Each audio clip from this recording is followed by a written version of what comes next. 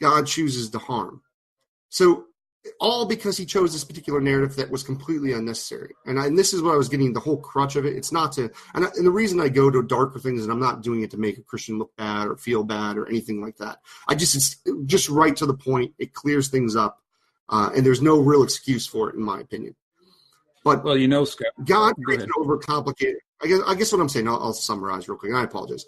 God creates an overcomplicated system for something that he could just simply go, problem solved. It just doesn't logically or rationally make sense. And he's going against his own goals, which supposedly is to have a relationship with us. Go ahead, my friend. I did an exegetical paper in graduate school on Jacob wrestling with the angel. And I had to identify what I believed about the being who comes to Jacob at night at Jabbok's Ford. It's Genesis 32.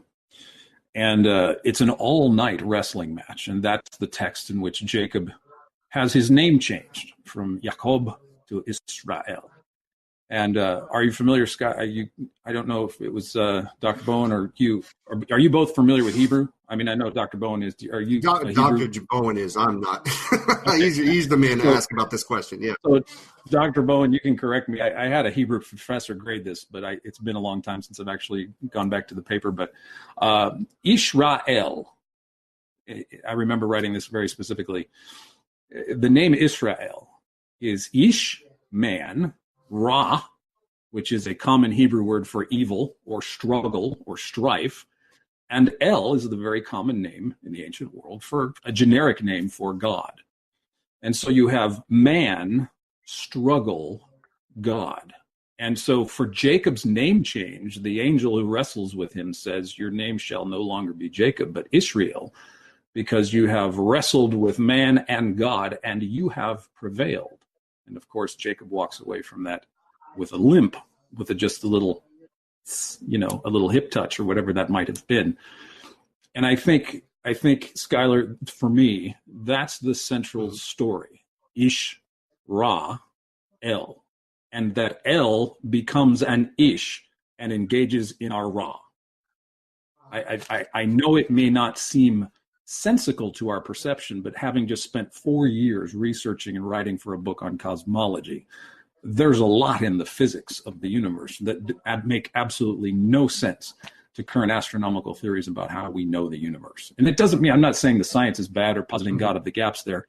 I'm just saying that, and Roger Penrose in his most recent book, and Archibald Wheeler, who coined the term black hole, these were brilliant. I mean, Penrose is brilliant. Mr. Wheeler was brilliant. John Archibald Wheeler, they both understood after decades of studying the fabric of space and time that the universe is just bizarre. And I think, to me, I really loved the resonation with cosmology and the weirdness of it. I likened a lot of what I saw in the stars and a lot of the star lore and a lot of the physics to the Israel, that God puts man in this world and lets him engage and raw and wrestle. And that's the fabric of this universe. We wrestle with it. We wrestle with ourselves. We wrestle with each other. And God came down to participate. And I don't, Skylar, ultimately, I don't know why he set it up that way. But that's what we have. And I am wrestling through that just like everybody else.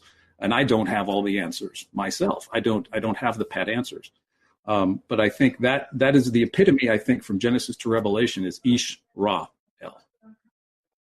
I think it's an honest answer, and I appreciate it, right? And I don't expect anybody going to have answers to those kind of tough moral questions. No, they're very hard. What I would they're very, very difficult. And I appreciate your candor and your honesty with it and your approach.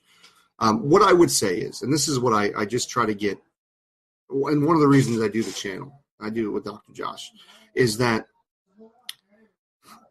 it's okay to believe in God, right? I'm never going to knock somebody for having some kind of God belief. I was a Christian for many, many years. I was doing an apprenticeship to be a minister at one point. When I left the Christian faith, I moved over to being more a typical deist, and I just kind of believe in a God creator, like some kind of creator God. I take a more traditionally now a more agnostic position. I don't really have good arguments for deism, so I kind of figured I probably shouldn't support it.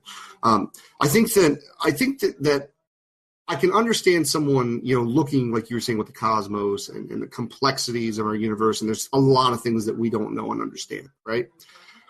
Where I just find the danger with religion and Christianity is that it is Bible-based, because it makes us go against our reason and our own sanity.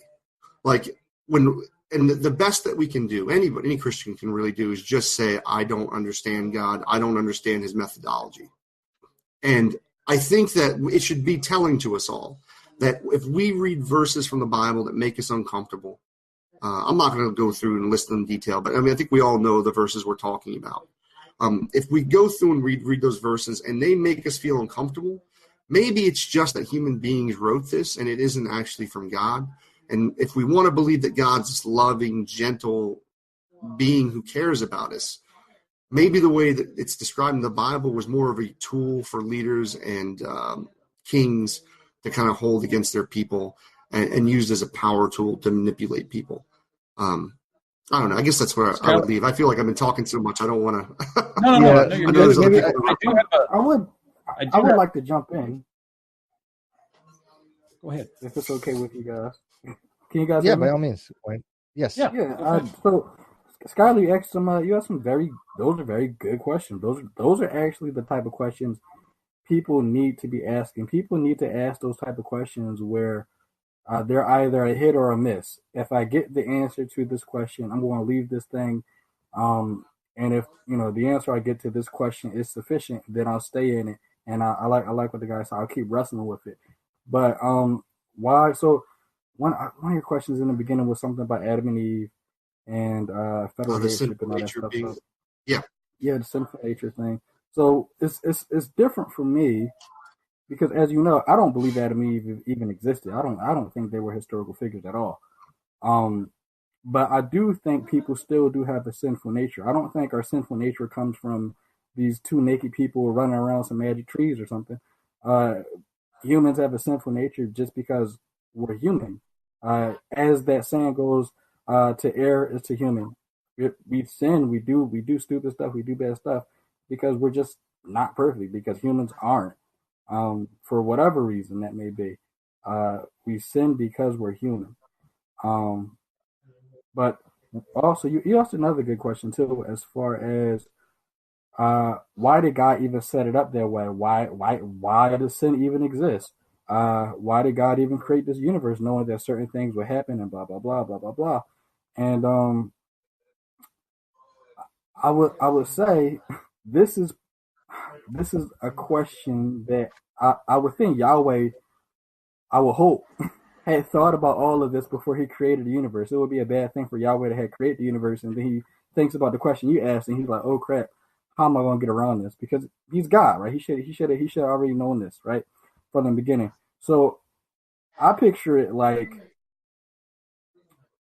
before Yahweh creates the universe, he knows what's going to happen. He knows the outcome of everything that's going to happen in the universe. And with him knowing past, present, and future, no matter how you spin it, I don't want to be a Calvinist here. Do Calvinists believe God looks in time, or he? Because I know people are really like iffy about that. Like, does God look into time, or does God? I don't know. God looks into time, or he's already there. I don't want to get into the specifics of that, but he knows everything's going to happen. And with that being the case, he knows, if I make this decision, if I make it, let's say I make a universe and there's no dark matter, this is going to happen. Maybe the universe might implode on itself for some reason. If I make a universe and gravity is a little different, the universe is going to happen this way.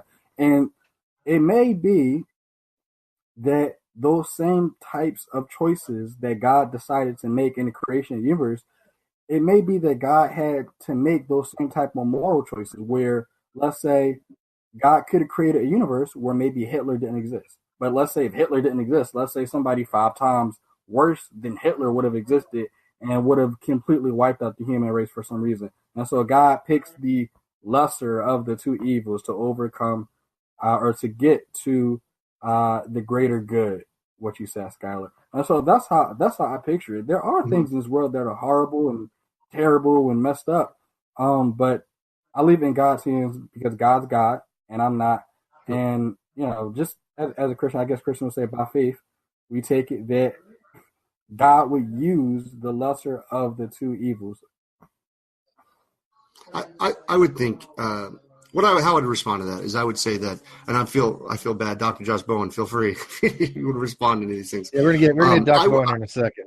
Yeah, I feel bad because I can talk people's ears off. So here's the thing: he's just here because he looks good, right? He's just all dressed up. This is why I have him on the show. This is why he's on my show. That's all it is. Image, man. It's image. And that wonderful Ken Hovind impression, which we it wasn't a mistake, but we agreed on our last two episodes. We told people that if you did a super chat, he would read whatever it was in the Ken Hovind voice, and it was very successful, we'll say. But here's what I would say to you, Wayne.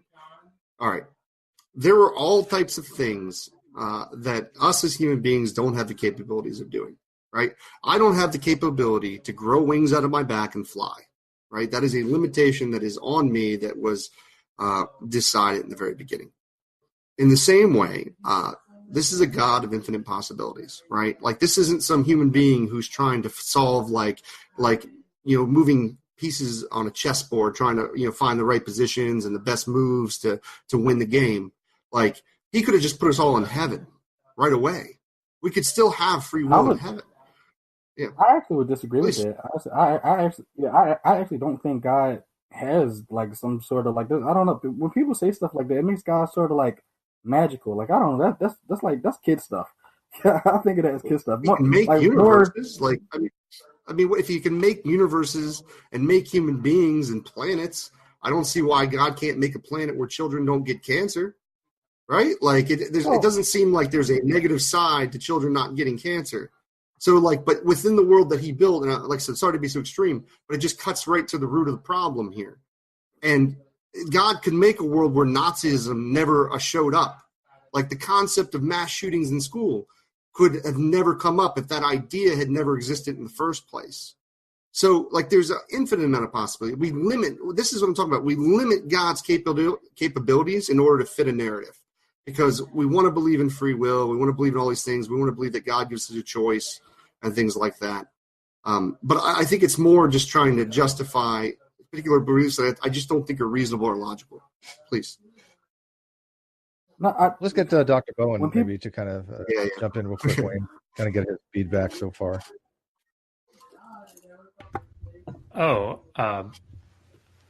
yeah. He's got nothing. I don't know that I've got a lot to add. I mean, I think these are right the general questions that come up time and again. I will very briefly just sort of talk about the Yisrael etymology. Generally speaking, I don't think that Yisrael is actually straightforward. There's a preterite form from the verb sarah, which means to fight, and ale at the end would be ale fights, or he fights with ale. I mean, I'm sure I haven't waded into the secondary literature on that, but I mean, those are, I think, pretty common derivations. It'd be difficult, I think, to get ra in there because ra requires an ayin, and there's no ayin in there. Ish would start with aleph, and there's just a yud that starts the word. But I mean, that was just what I was ruminating over a little bit. It's not really terribly important at the moment.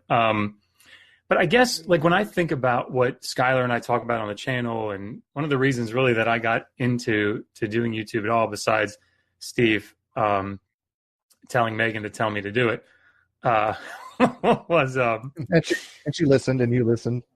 She did. That's right. Well, I do what my wife tells me, so that's how that goes. Smart man. But the thing that I see so often is that I was a Christian for almost 30 years. Pastored a church out in Virginia, which is an evangelical, fundamentalist dispensational church, and so all of the things that everybody's saying here today, it's like a warm blanket, going back over me. But I think that one of the things that I saw once I came out of this is that there tends to be this mindset that, unfortunately, until you're on the other side of it, afterwards, and I say that afterwards because there are a lot of people that come out of atheism that go into Christianity. I think that there's something that